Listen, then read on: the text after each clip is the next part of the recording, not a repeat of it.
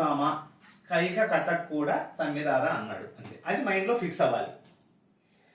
ఇప్పుడు దాని యొక్క వివరణ చూస్తే దీంట్లో మీరు కన్ఫ్యూజ్ కాకుండా తొలి అక్షరమేమో అణు విద్యుత్ కేంద్రం పేరు వస్తుంది, పక్కన వచ్చేది రాష్ట్రం పేరు వస్తుంది. అలా చెక్ చేయండి ఒకసారి. కేజీ, కే అంటే కాక్రపర, జీ అంటే గుజరాత్, నవ్వు, నా అంటే నరోరా, ఊ అంటే ఉత్తరప్రదేశ్, తామ, తా అంటే తారాపూర్, మా అంటే మహారాష్ట్ర, కైక, కైక, కై అంటే కైగా, కా అంటే కర్ణాటక. అక్షరాలు కనిపిస్తున్నాయి లేదు ఒకసారి అడగండి సార్.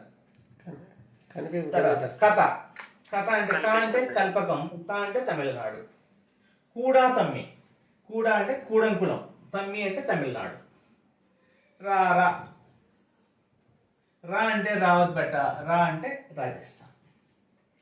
ఓకేనా? సో ఇప్పుడు అణు విద్యుత్ కేంద్రాలు అనే వాటిని మనం ఒక కోడ్ ద్వారా నేర్చుకున్నట్టేనా?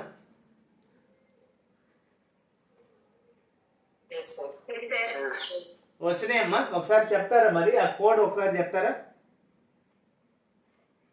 చెప్తాను సార్. ఓకే నాన్న చెప్పు.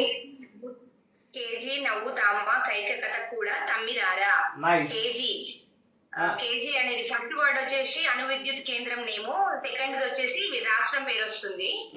కేజీ అంటే కాక్రాపై, జీ అంటే గుజరాత్, నవ్వు అంటే నరోరా ఉత్తరప్రదేశ్, ఊ అంటే ఉత్తరప్రదేశ్, తామ అంటే తారాపూర్ మహారాష్ట్రలో, కైక అంటే కైగా కర్ణాటక, కథ కల్పకం తమిళనాడు, కూడా తమిళనాడు, రారా అంటే రావత్ బుట్ట రాజస్థాన్. రావత్ బట్ట, బట్ట, రావత్ బట్ట, రావత్ బట్ట.